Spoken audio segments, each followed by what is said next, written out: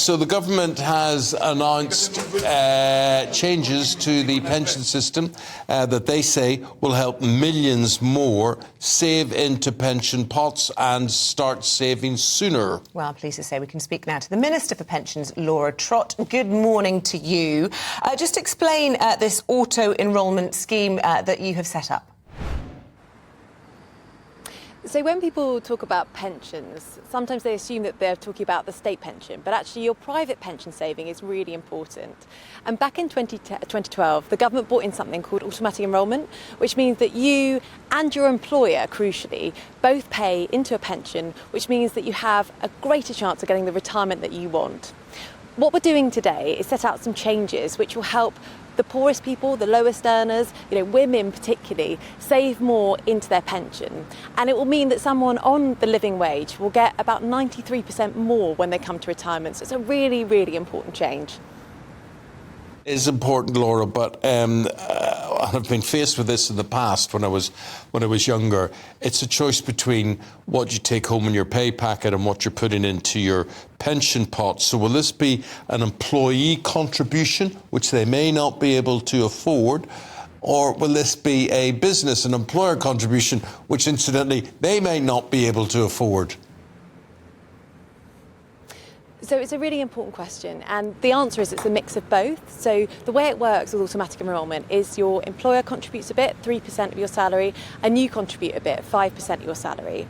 It's really important to say that this is being taken in over a number of years. We're consulting on exactly how it's going to work.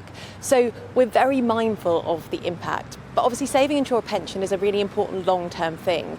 And actually, at the moment, when it's been really difficult, a lot of pressure on cost of livings and for employers, we've seen opt-out rates of automatic enrolment to be really low. So I'm confident that we can do this in a gradual way, which will make sure that we minimise the impact both on employees and employers, but help people with their ultimate pension.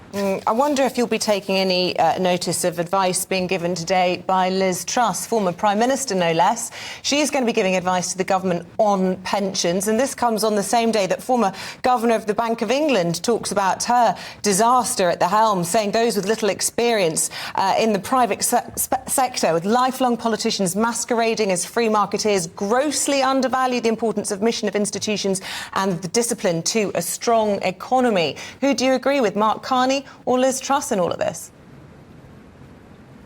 Well, I think who I agree with is Rishi Sunak, who, since he's taken over as Prime Minister, has restored that vital fiscal credibility, has put a plan in place so that we are cutting inflation, we're growing the economy, cutting our debt.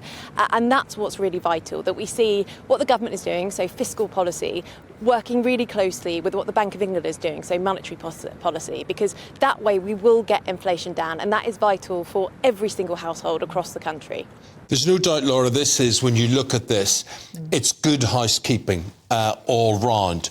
Have you any idea where that money, that pension pot, would be invested? Have you got plans for how you would invest that money to make it grow? So this is the vital thing, because we know, as you said earlier, Eamon, every single penny that people put into their pension is really valuable, and it's now more than ever. So what we need to make sure is that that money is working really hard for people, so that when they put it into their pension, that they know it's really growing. And the Chancellor announced at the so-called Mansion House reforms, which is this big fancy dinner that happened earlier this year. But what it means is that we're introducing some changes to make sure that people are getting good returns for their money. And if they're not getting good returns from their money, from their pension scheme, we're going to force that pension scheme to either close down, consolidate, or to change the way it works. So we're really focused not only on the money going in, but what people are getting coming out as well.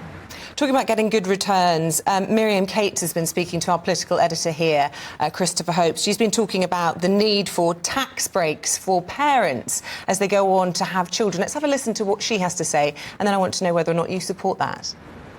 I asked a written parliamentary question recently, which is where you ask a department in writing and they send you a formal response. And I asked whether they'd look at redistributing this money so that it was much more flexible, so each family could have a budget, decide how they want to spend that money, pay granny, spend more time at home, go to work but have more flexible childcare. But they're not interested in that policy at the moment. And as I said, I think this policy is fairly fixed for this Parliament, but I haven't given up hope for the manifesto. And they refuse to look into it, not even weigh up the cost-benefit analysis. Well, that's what the written answer answer said, but obviously I am still pushing, and I think we do need some more evidence, particularly in this country, about what's best for children. So do you support Miriam Cates? Well, look, Miriam Cates is a brilliant MP. I know her very well. She's a friend. I think what the government's focused on at the moment is cutting inflation. I spoke earlier about how that was a total focus for everybody in government at the moment, and that is the biggest tax cut that any family can get right now. Now, in addition to this, you would have seen earlier this year, we've done a lot on childcare reform, so trying to make sure that it is easier to go out to work if that's what you want to do. So those are the kind of two things that the government is focused on at the moment, but I respect that Miriam's going to be pushing, further things that she wants us to do.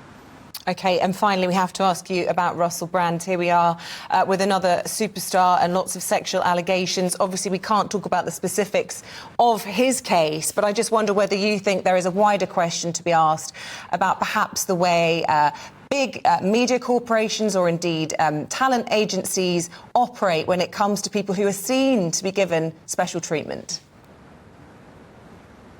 Yes, of course there are questions that need to be asked after this. I think any woman reading the allegations over the weekend would have felt a shudder down their spine, and I pay tribute to all the women who come forward in these kind of circumstances, and journalists who spend a lot of time and effort and take a lot of legal risks to bring these kinds of allegations forward.